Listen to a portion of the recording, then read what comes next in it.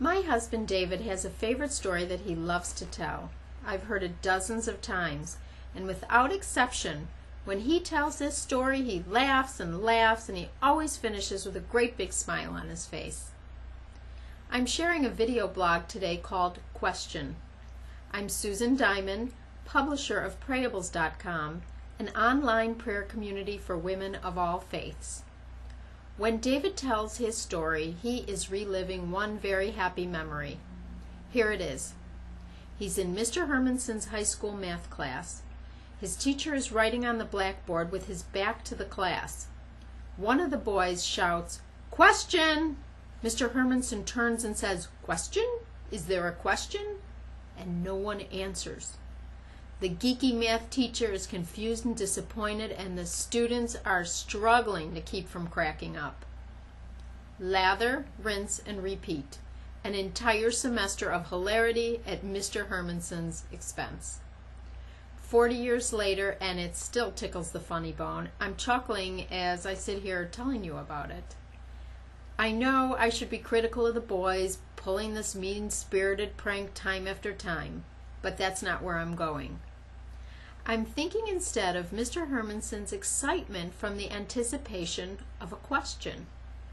He's majorly into mathematics and very anxious to share his knowledge, even when his classroom is full of obnoxious adolescents. We've launched a new Prayables radio channel this week, and the strategy is to keep it under the radar screen while we work out the kinks. Erica Harris is the producer, booking agent, and talk show host, and it's a big job, and she does it well. Her guest on the Wednesday show was Judy Lee Troutman. She is initiate and ordained Sherigh of the Sufi Ruhaniyat International. I know, it's a mouthful. What'd you say?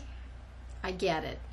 But although it was an interesting interview and they covered some heavy ground, when the show allowed time for live Q&A, I thought, question? Is there a question?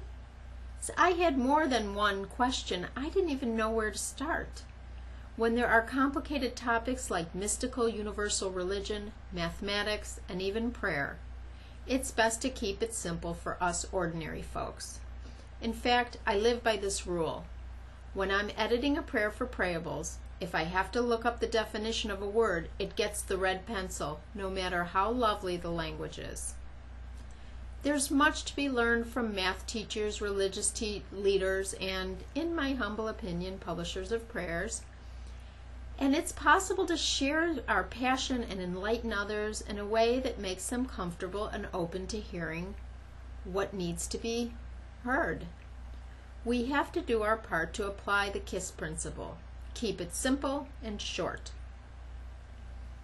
So in that vein, here's a beautiful and simple prayer called Simple Sign from Prayables.com. Tonight I am full of uncertainties. Rushing water, rocks, and loosened stones. Above me, stars reach, connecting pieces of my scattered life, forming constellations of doubt. But when all is quiet, I hear the creek pulsing outside my window. Your presence is there. It is pushing, persevering through broken waters even after a day of storm.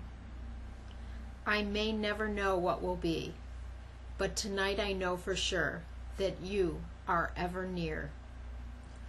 I believe everything keeps moving.